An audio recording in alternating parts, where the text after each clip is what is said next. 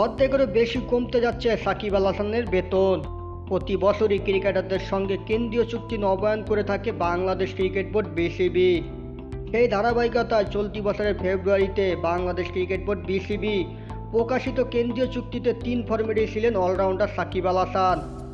তবে 8 মাসের ব্যবধানে বদলে গেল সব।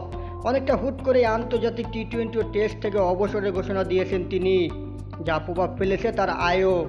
সর্বশেষ টি-20 বিশ্বকাপের শেষ ম্যাচ ছিল সাকিব আল হাসানের। ইচ্ছা অনুযায়ী দেশে ফিরে দক্ষিণ আফ্রিকার বিপক্ষে টেস্ট খেলতে না পারলে সদ্য সমাপ্ত কানপুরি টাইগার অলরাউন্ডারের শেষ টেস্ট খেলা হয়ে গেছে, যে কারণে 2 ফরম্যাটের আর কেন্দ্রীয় চুক্তিতে থাকছেন না সাকিব আল হাসান।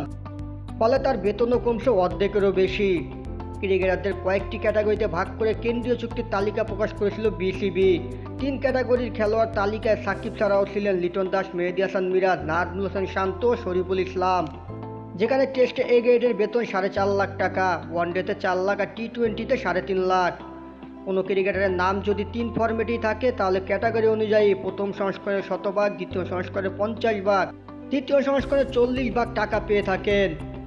এই হিসাবে সাকিব প্রতি মাসে বেতন পেতেন 7,30,000 টাকা। এছাড়া 3 সংস্করণে নির্দিষ্ট সংখ্যক ম্যাচ খেলার কোটা পূরণ করলে ক্রিকেটাররা পান বাড়তি ভাতা। এখন টেস্ট ও টি-20 থেকে সরে দাঁড়ানোয় বেতনের টাকা কাটা যাবে সাকিবের। টেস্ট ও টি-20 না খেলায় একমাত্র ওয়ানডে চুক্তির জন্য সাকিব মাসে পাবেন 4 লাখ টাকা করে। অবশ্য ওয়ানডে ক্যারিয়ারও বেশি দিন স্থায়ী হচ্ছে না। আগামী 2025 চ্যাম্পিয়ন ট্রফি খেলে এই ফর্মেট থেকে বিদায়ের ইঙ্গিত দিয়ে রেখেছেন টাইগার এই অলরাউন্ডার।